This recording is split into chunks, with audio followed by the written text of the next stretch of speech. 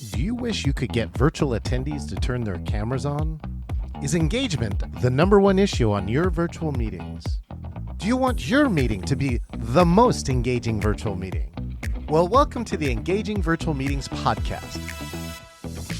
In this podcast, we'll talk to the top people around the world in virtual meetings and give you, the listener, the best ideas to host engaging virtual meetings. Make sure that you click subscribe so you can get the latest episode of the Engaging Virtual Meetings podcast. Now, let's welcome your host, the author of the #1 Amazon hot new release, Engaging Virtual Meetings, John Chen.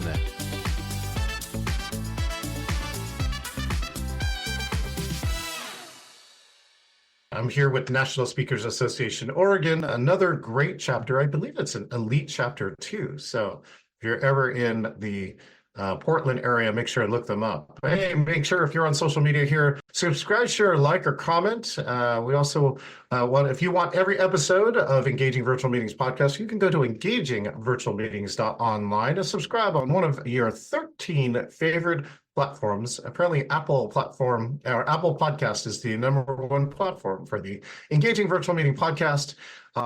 We just finished this year's Engaging Conference, and let me tell you, it was a doozy. We had 3 Hall of Fame speakers this year.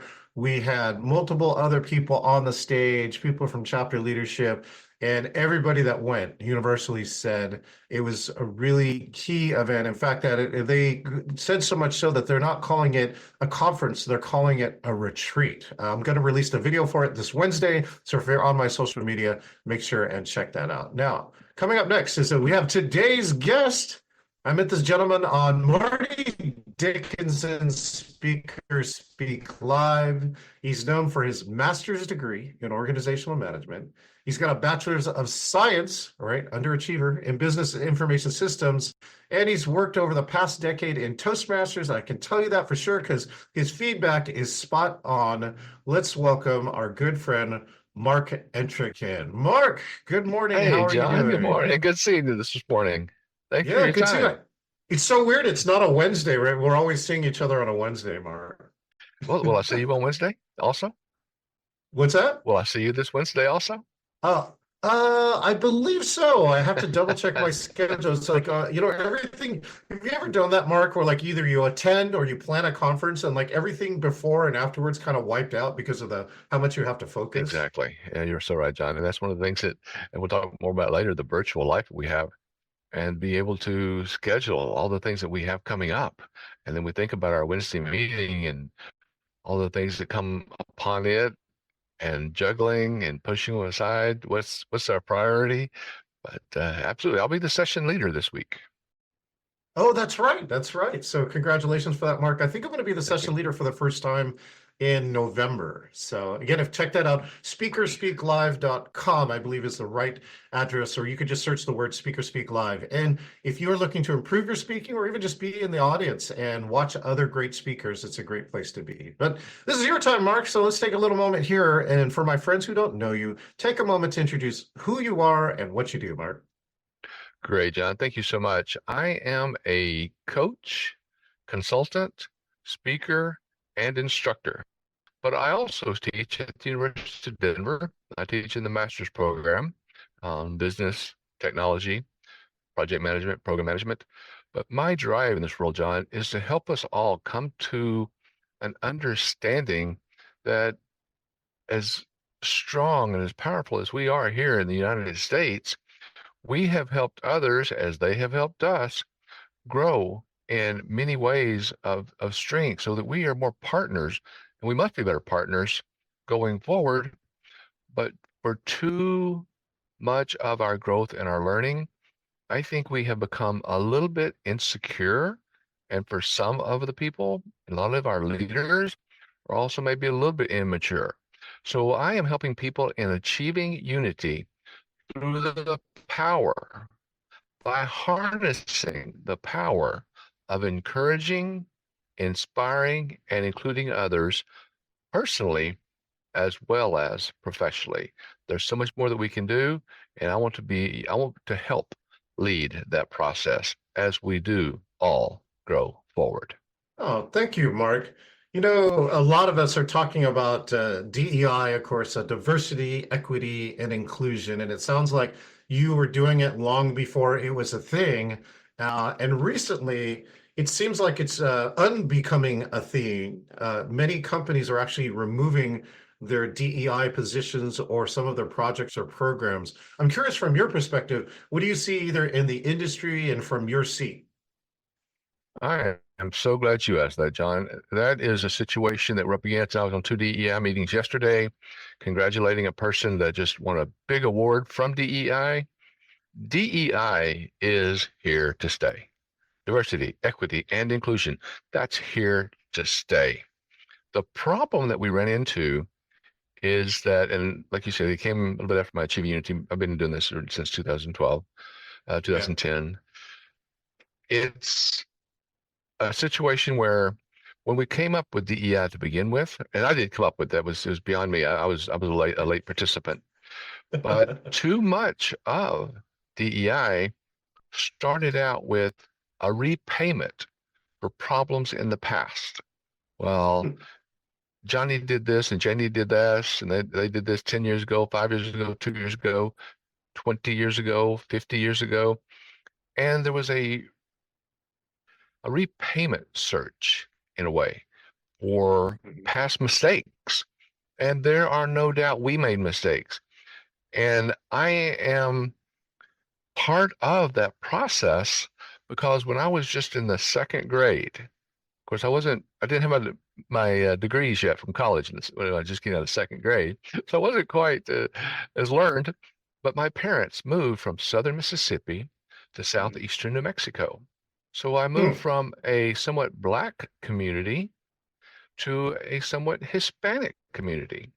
And me being at Oh. that ripe old age, what was I, probably 7 years old, I didn't understand. Wait a minute, these guys are my friends. These people are my friends. Mm. So I didn't understand the prejudice of it, but a lot of the things that I had already learned by the time I was seven, the name calling, the degrading, the somebody else is always wrong, from the different areas impacted me. Yeah.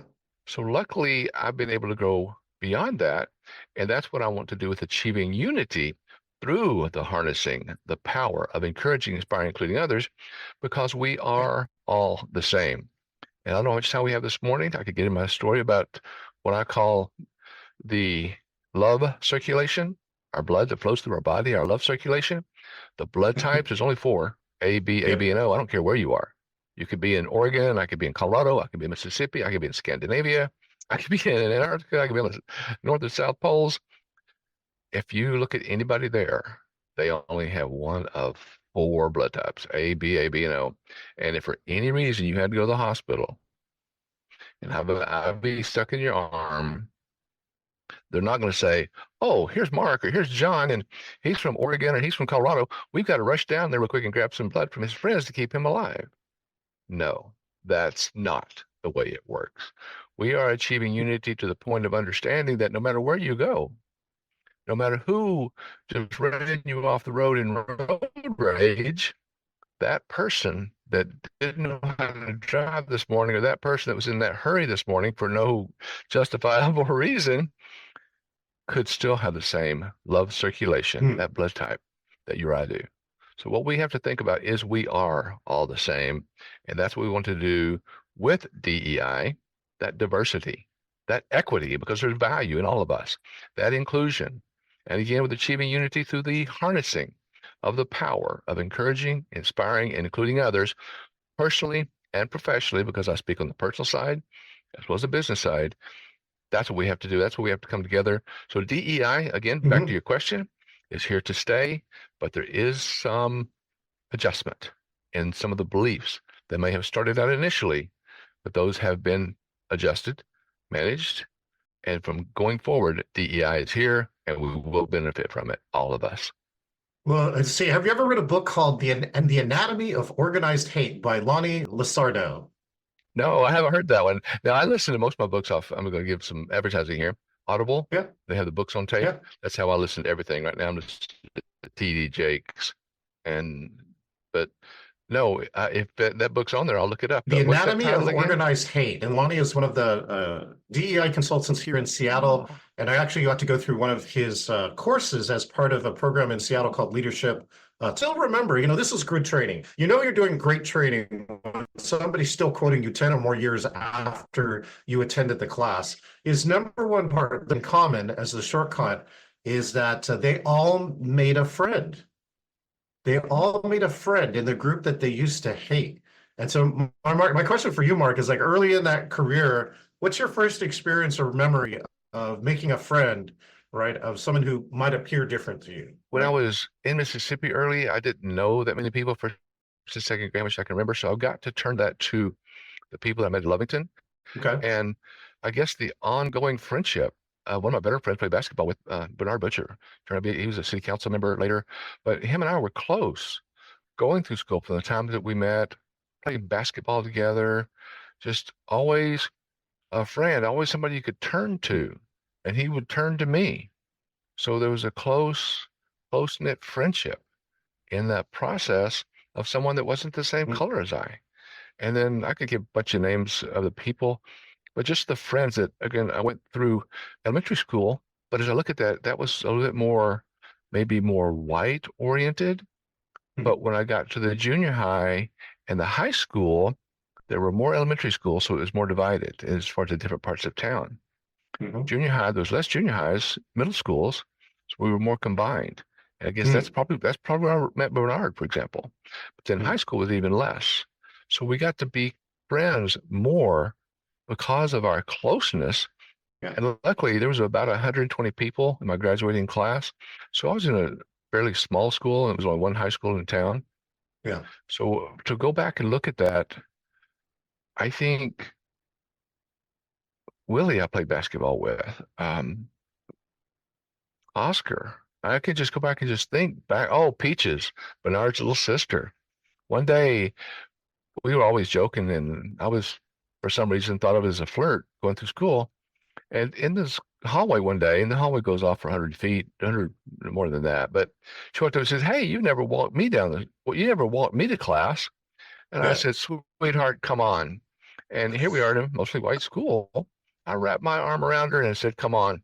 And as we started walking down that hall, you would have thought it was the parting of the Red Sea.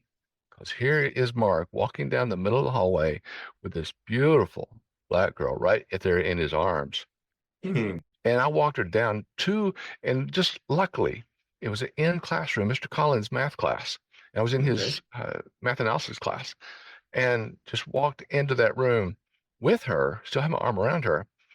And Mr. Collins' jaw almost dropped when he saw us walk into that room.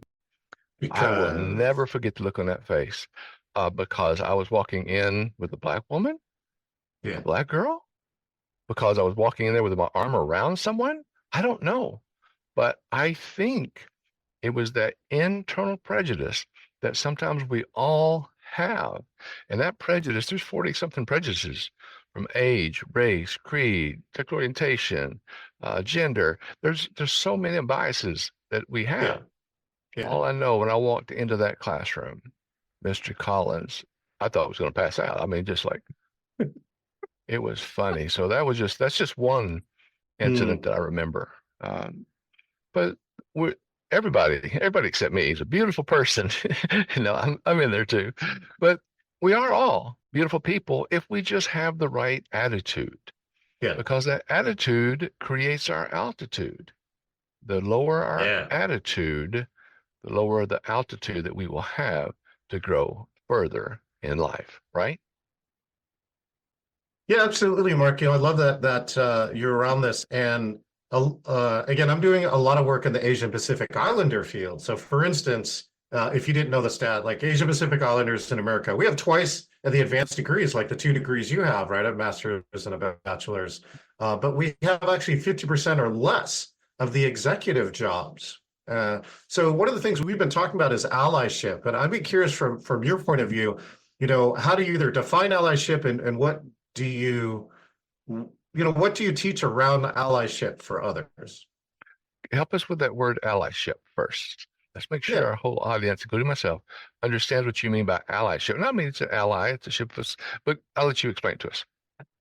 So ally, again, is what we've seen in the Asia Pacific Islander part is that an ally is somebody who's not Asia Pacific Islander, but is sympathetic to the cause. Much like how you watch, right, your friend down the hallway, allyship is like right now, for instance, we have a great advocate in our group, and her name's Joan Eisenstadt. She's the white Jewish woman in the group, for lack of any other multiple descriptors, with also like 40 years in the meetings industries. And in her a demonstration of her allyship is that she recommended three of us who are Asia Pacific Islanders for an awards, and three of us got into finalists, and one of us actually won the award that we were nominated for. And there's something, I don't know if you. Congratulations.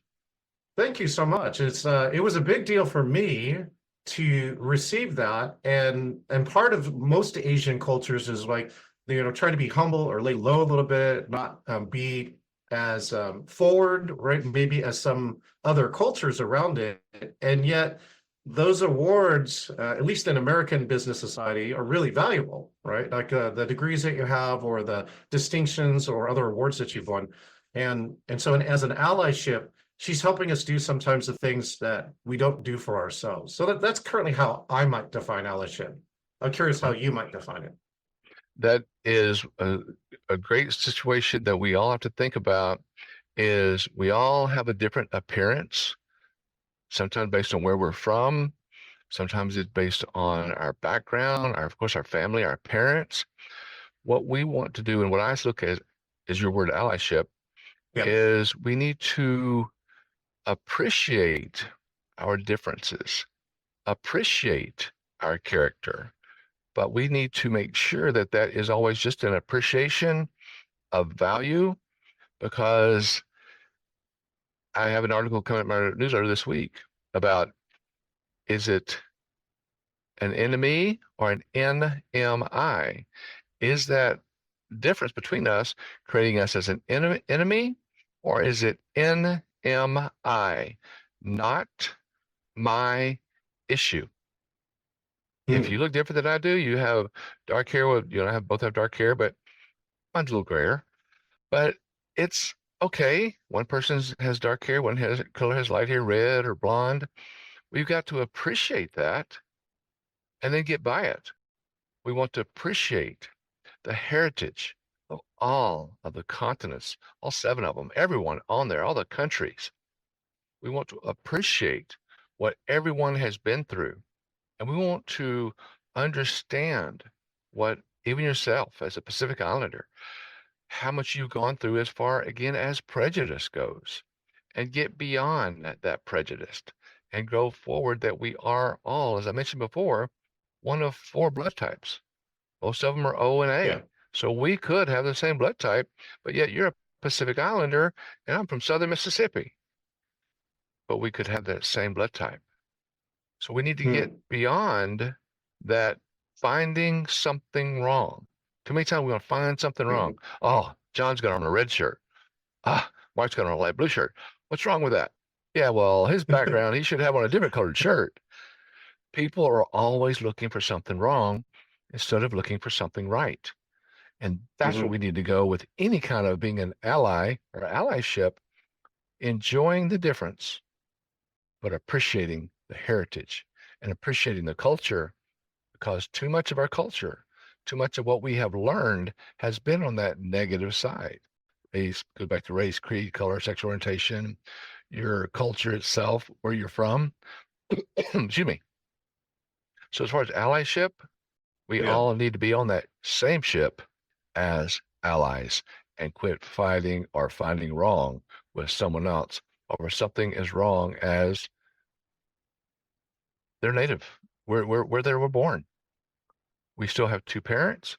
We carry our parents' culture with us, but we want to improve that culture so that we know that being allies on any ship, we are together and we have one goal ahead of us, and that is working together to achieve greatness for all. Outstanding. Thank you, Mark. Inspiring words. And of course, we'd always love to see more of that. And I appreciate your views on allyship. I want to take you back now to our good friend March of 2020, and I would love to hear, how did Mark handle, all right, a global shutdown, a pandemic, and what did you do on virtual on and around that time in March of 2020? Well, I'm one of the lucky ones You were because already virtual? Is that? exactly. I Yeah. was already in the way of why do I have to come to work since I can do this all at home? I was already in that mode. So when we went virtual, Yeah. boom, you don't have to come anymore. Grab your stuff, take it with you, or you don't need this desk anymore. So I was one of the lucky ones. The only problem I had, like everybody else, is paper towels and toilet paper. When did you go virtual then, Mark? How early or how early on did you move into the virtual space? I was virtual back in the 1980s Oh, because I went through a lot of things called virtual 3270 emulation, which is the monitor that you see in front of you. Back then, they were the old monitors, but we had even those at home, and we didn't use AOL, but we were plugged into that wall to be able to get in and see things and be able to work offline or virtual, as it's called. Back then, it was called offline. But yeah, so I was lucky. A lot of us wow. were. A lot of us in the IT industry, it was a very small step for us. It was almost a joy saying thank you.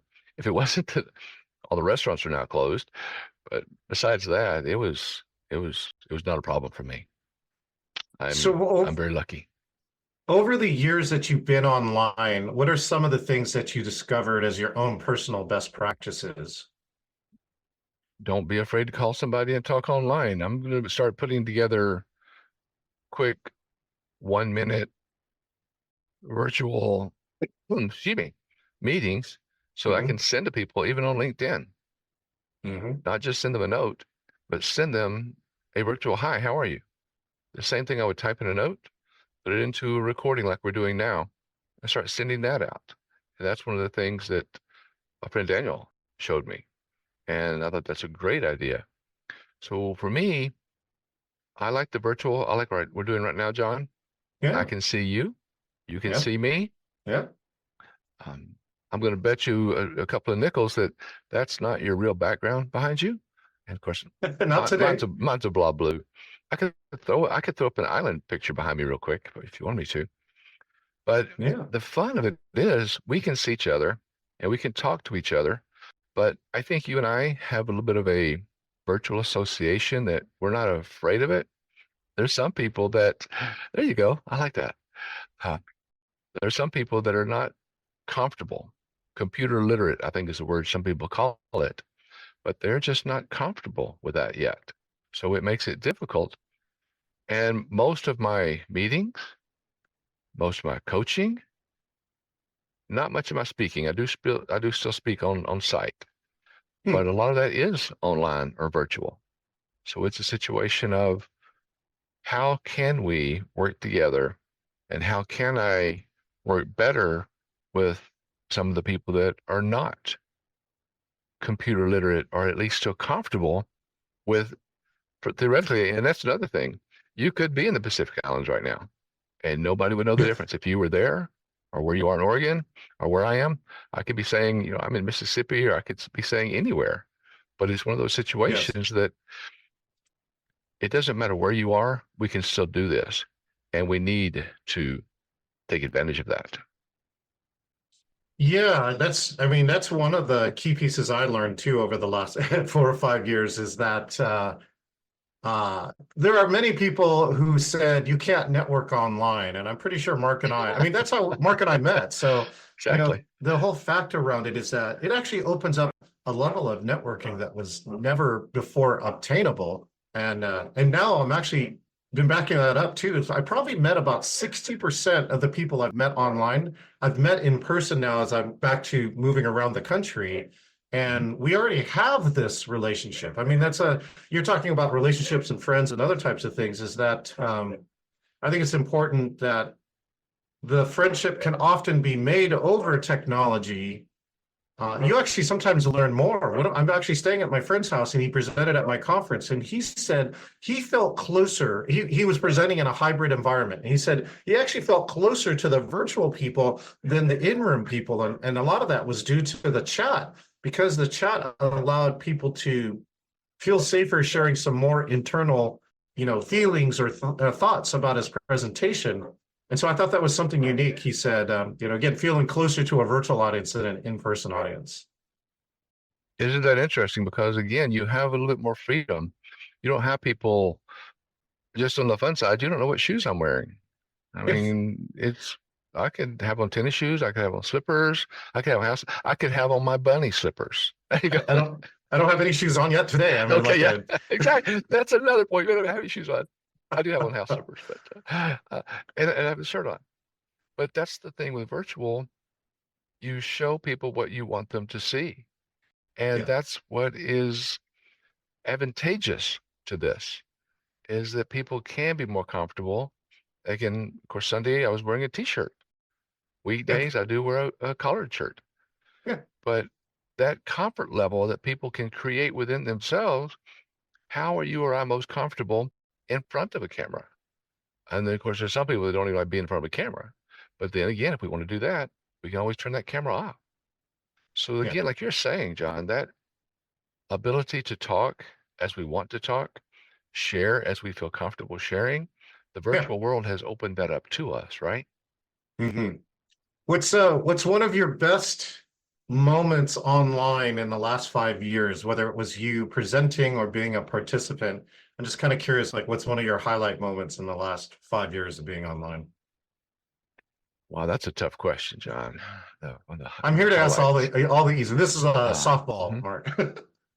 Yeah, that's a good one. That's that might have been a fastball. Uh, Ooh. the most and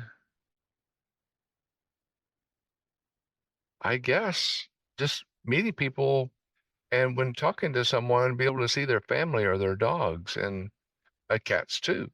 And but being in the conference room that you're in a meeting, and I could give a dozen names, but you're in an office meeting, for example, and then say, hey Johnny, hey Janie, hey Sammy, hey Susie, can you hang on after the meeting? So when everybody else leaves, you're still one-on-one, or maybe it's two or three people. You're still having a joyful conversation and talking about, I think, like you just mentioned, John, we're on the call right now, but we do all happen to be in the same town, relatively close to each other, however that may be. Let's go Yeah, let, do the 5 o'clock thing. Let's go meet somewhere and have a beverage or appetizer. And I think if there's anything that excites me the most about those is that ability to find out that someone does live close to you or next to you. And living in Denver, that actually happens quite a bit. People in New York, you're in Portland, you're a pretty good sized town. So that could happen quite a bit to find out somebody, what do you mean you're my next door neighbor? And I have heard that happen. so we actually have a story around one of our happy hours. So we were running happy hour every Friday, 5 o'clock Pacific Standard Time, since March of 2020, and it kind of turned into a little bit like therapy. Like, people were so excited to come to happy hour because, like, we heard it all, right? We were never recording. People were open to say anything they want. So people were complaining about, it was the toilet paper, losing jobs, getting jobs, moving, everything around it. But the funny part was that a plane started going over our house, all right? And it was like a prop plane, and two other people were on, and they were hearing the same plane too. And the funny part is that two people realized that they were less than 1 mile from each other, but they had been on this call for like over 3 or 4 months, and they just suddenly realized that they lived next to each other. And so Is they found a time to meet each other outdoors, when it was early pandemic. And it just blew them away that it took a Zoom call and a plane. amazing. And I have a friend, Rob Fenstermacher, and he does a Friday happy hour every other week. Ah, And there's been some people there that, oh, well, I live there too. And that one of those situations, not next door, but in those ways. And he has the same thing. He has a very open happy hour. yes, And for me, some of the language for a couple of the people is a little bit non-professional. I'll just be polite and saying, yes. but some of the point, and it's interesting. But that, like you're saying, John, to be able to talk to people and share with people when we walk down the street, if we're walking down that theoretical main street of whatever town we're in, Mhm. how many times do two people feel comfortable to talking with each other when they're stopped on the street? Even let's just call it a bus stop. Yeah. And people walking down there, is it with a taxi? Somebody waiting for a taxi, somebody walks by. How many people say, "Hey, how are you?" Or if they do, it's, "Oh, fine," and Yeah. that's the end of it. Where Yeah. on the internet, as you're mentioning, it's so much easier to talk and to share and be open. And again, let's just take it back to that bus stop. So I might say, "Oh no, I'm talking to somebody and my shirt's not tucked in. I wore my blue shirt instead of my red shirt." We start finding something wrong with ourselves, Mm. and it really does not matter. NMI, not my issue. Don't turn it into something being an enemy. Don't be an enemy. It's not my issue. If we just start picking up on that. And again, I hope you read my newsletter coming out on Thursday. It talks about that. Mm. Well, I What we look need to forward to do, that. I look forward to that, please. Mark. I know a speaker recently like brought like a stuffed monkey, right, that had Velcro straps, right? And she would put it on and like talk about how problems are like these monkeys that like jump on you and hang on you. And her bit was not my monkey. Like there are some problems in the world that should not be your monkey. Like they try and attach to you, but she was trying to discern which problems you need to handle and which ones you should just really say, this is not my problem. This is somebody else's problem. All So, right. So that monkey on your back, let that monkey yeah. go. Good point. Well, Mark, you're I think a person that deals with leaders. You probably look into the future. You've been online for a long time. So, what are some of your predictions or what are the like some wishes you would like to see in the virtual and hybrid environment? The biggest thing is we need to be able to set some clear objectives right up front and don't assume so much because situations, and this is all in fun, but it's just like the term that you used earlier about the ally, allyship. Too many times we don't understand what someone else is saying, and it could be because of terminology. Like I said, I'm down here in the South right now, and some words are used differently than others. And I know sometimes since I've been down here for a while, sometimes I talk a little bit funny when I'm talking to other people.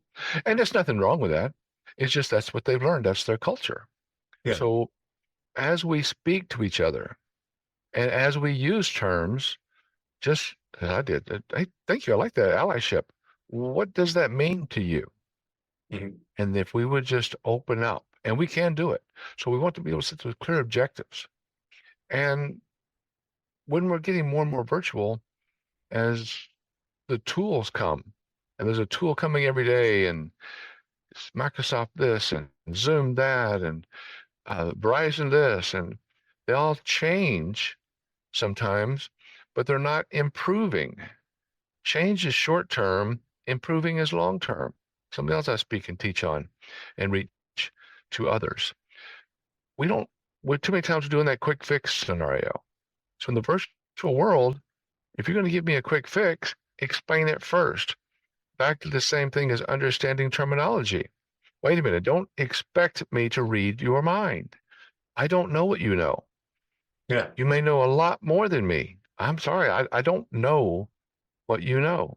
I know a little bit of some things, but I don't know what you just, when you come back from your vacation, I don't know that it was raining on that day. I don't know that the sun came up so beautiful on that day. Explain it to me. That we do a lot of Mhm. time in our writing, Mm. in our talking. That's what we all have to do in this virtual world, using some visual aids, perhaps, to help us Mm. understand more in what we're doing. Sometimes, maybe like I'm doing right now, we need to keep it shorter and sweeter and not stretch it out too long. Yeah. Be able to keep your audience's attention and realize that, and I am ADD, ADHD. I call it the A disorder. It's all of those ADD, ADHD, whatever it might be. I need attention. I need something to grab my attention. So it's easy Mhm. for me to talk into this little light here on my monitor. Some people Yeah. it's not. They want it. They want what you got. Give it to me. Let's get on with it. Get in, get out, get on with your life. I think that was a Chili's commercial. I like it. So that's one of the places that we need to work on. Active listening. And for us, I know it's not going to be a problem. Follow up. Because if I have it right, I have you down to be on my podcast, which is every Thursday. Have you on my podcast on May the 7th. So hope you have it on your 2025. calendar. No, Right? let's do it this year. Let's do it May of this year. Just kidding. Just kidding. Yes. Mark's got a new technology. It's called time travel. Let's do it. One of the things that was actually great in our conference this year, talking about inclusion, is that we did have a number of blind people inside or sight challenged people inside of the program. Thank you. So there was a part where we have a magician, right? And a magician is actually pretty visual. So we had somebody starting to do audio descriptions during the magic, and the chat blew up, and they were all saying, "Oh my gosh, thank you for this audio description," right? And so there are times when I think when you include people that it actually becomes fun, it becomes interesting, right? It allows you to see. Somebody also in the audience really gave a compliment too, saying, "You're not the one that's blind. I'm the one that's blind. I'm blind to how you experience the world, and I need to learn more so I can understand, from that viewpoint." And I think that was something that really powerful that came out of the conference. One year we're looking to have enough resources to add sign language interpreting to our conference. That uses something usually that has a hard cost to it, and unfortunately now, like captions, is really useful because they're automated now and pretty good, about 90% correct. But sign language is still one of those things that is not easily automated yet. I have seen some stuff around it where there was some robotic arms that would actually listen to the words and actually were able to sign many of the correct pieces. That was a new piece of technology that came out of, I think, MIT. How interesting. Yeah, or one of the other places with that. So with this, Mark, what do you see on your horizon for 2025? What's one of the top things that you would like to see achieved by the end of 2025? My first priority right now is to complete my book. I've been working on it for several years now. I'll get going on it. I'll start doing really well on it, and then something distracts me. And maybe it's the A disorder, ADD, ADHD, all those things that I can write for a while, and then I over edit myself, and it just takes me too long. I've taken these classes about how to write a book over the weekend, and boy, they sound good until you get right into it. But again, my book on my speech, Achieving Unity, through the power, through the ability to harness, encouraging, inspiring, and including others personally and professionally, to complete that book by the end of this year is a top priority for me.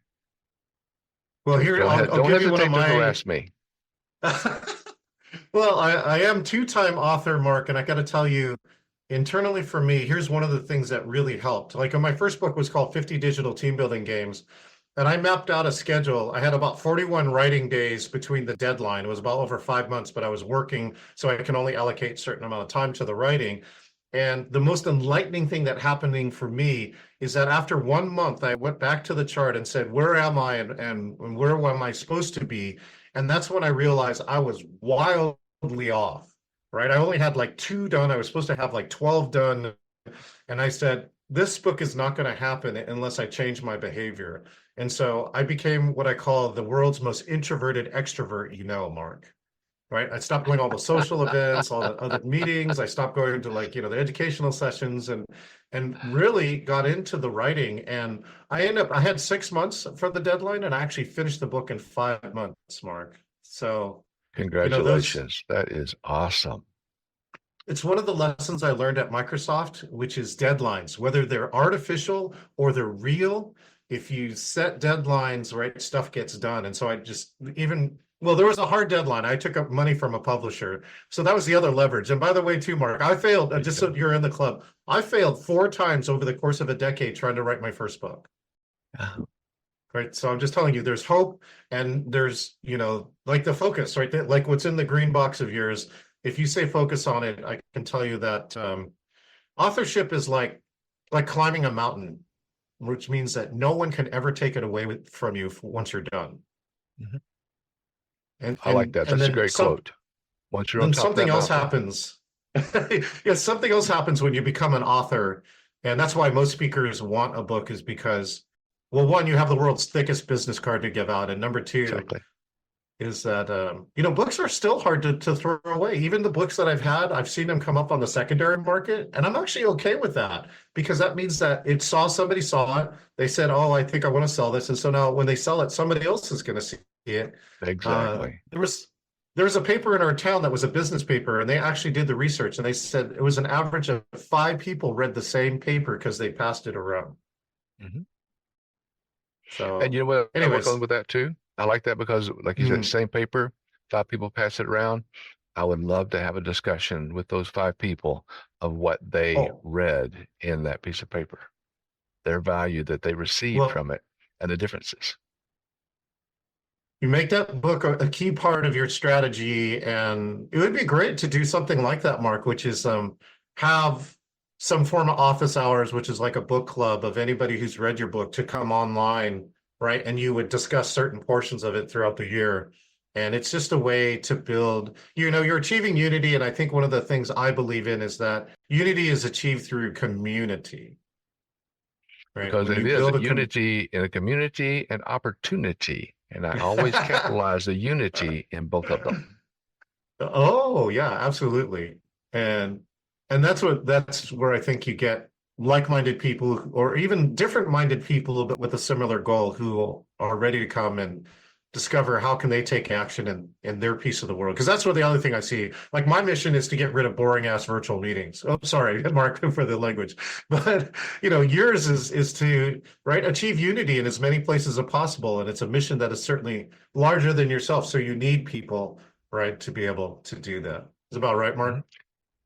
Well, and the thing is, there's different ways to call it, but that ability, not just feedback, but Yes. feed forward. Yeah. Oh, yeah. We talk That's about it what in I Speaker think. Speak Live. Yeah. Exactly. And that's one of the things that we want to do.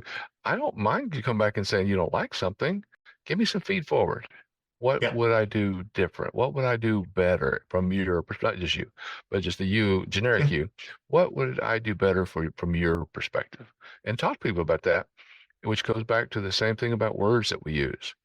Yes. Don't hesitate to ask them, because there are many times people say a word and they themselves, even though they use it often, don't have a clear explanation of what the word means. Yeah, that was my experience at Microsoft when they had acronyms for everything, right? Mark, you're in IT, you know that there's a I TLA worked at or a IBM for a three-level while in Boulder. acronym. Yeah. Yeah. And so it was like a coded language. And so I actually spent the first 5 months in this group decoding the language and building a dictionary for it, because I was lost and nobody was willing to say you're lost. But let me tell you, everybody, like at least 60% of the audience was just lost. And you'd ask them, what does this an acronym mean? And some people didn't know. They just knew to call it that, but they Hmm. didn't know. They didn't Hmm. know. That's All right. exactly right. Well, speaking of no, I know you know one thing, Mark, which is this. If you could get people to magically remember one thing from this podcast, what's the one thing you would want them to remember? There's a couple of them, but I'll try to go to just one. But the number one thing that I work on, the number one action, is I talk about achieving unity to the power through harnessing the power of encouraging, inspiring, and including others, is there is no need for anger. Anger has no value. Mm, Anger, speaking of acronyms, is nothing more than actions not gaining effective results. ANGER, anger, actions not gaining effective results. There's no time anger has created any sort of value. You can say, oh, yeah, I got upset and that person did what I wanted them to do. There was no need for anger. If you would have explained it to that person, it would have worked a lot better. So again, anger, ANGER, actions not gaining effective results. Mark, We well, can take that forward. Mark, thank you so much for sharing your time. And I love that this is your mission, and hearing a little bit more about how you grew up. Again, we've seen each other a lot on screen, but I certainly learned a lot more about you today, which is why I love these podcasts. So I look forward to seeing you this Wednesday. And good show to your hosting this Wednesday, of course. So I'm sure you don't need it, Thank but you. I'm going to give it to you anyways. It's going to be fun because we're going to do it a different way again, like I did last time. Data's not there, so I'm going to do the whole meeting. All except for our 10 minutes in our work groups. It's going to be people giving feedback on the speech. So feed forward on the speech so we can all benefit from it and learn from each other. Outstanding. Well, Mark, thanks again. And again, I look forward to seeing you Wednesday and other times online. Thanks again, Mark. That sounds great, John. Thank you. Thanks for your time. Cheers. Cheers. All right. We've been here with Mark, right? Mark Entrekin, who just says, we got to achieve unity. And that's a great piece. Think about in all your communities, how could you create unity? How could you create something better? How could you be less angry? Right? I think that's a key part. I think the only time, Mark, I was just thinking about that is that sometimes I play angry. I'm actually not angry, but I play angry only because there's a few people in the world that respond to anger when nothing else they respond to. Although, again, I'm just playing anger. I'm actually really not angry the majority of my time. So again, I love the messages for that. Meanwhile, let's go ahead. If you are online, subscribe, share, like, and comment here to the Engaging Virtual Meetings podcast. If you want all the podcasts, you want to hear things like Mark or anything else, make sure and go to engagingvirtualmeetings.online, subscribe, and you get a new podcast every Wednesday. You'll get to hear from somebody new. Again, look forward to the Engaging Conference here. We just had ours, and we already have the date set for next year, October 21 to 23rd, 2025. We hope that Mark is going to be there. Maybe Mark will actually be a speaker. And we'll go to the Engaging Retreat again on October 21st through the 23rd. I'm John Chen. This has been another episode of the Engaging Virtual Meetings podcast. And great messages. I love all the guests that come on here. And most importantly, I really enjoy getting to meet and ideally make friends with new people that I've met online. So look forward to seeing you next time. This is John Chen, the author of the Amazon #1 hot new release, Engaging Virtual Meetings. I personally want to say thank you for listening to the Engaging Virtual Meetings podcast. It is my passion to help you eliminate bad virtual meetings. Make sure that you click subscribe so that you can get the latest episode of the Engaging Virtual Meetings podcast with all of the latest ideas. Hey, I want to meet you. If you want to talk about a virtual meeting challenge, or if you want to be the next guest on the Engaging Virtual Meetings podcast, just go to engagingvirtualmeetings.com/meet. That's engagingvirtualmeetings.com/meet, MEET, and find your best time to meet up. Thank you, and I look forward to engaging with you online.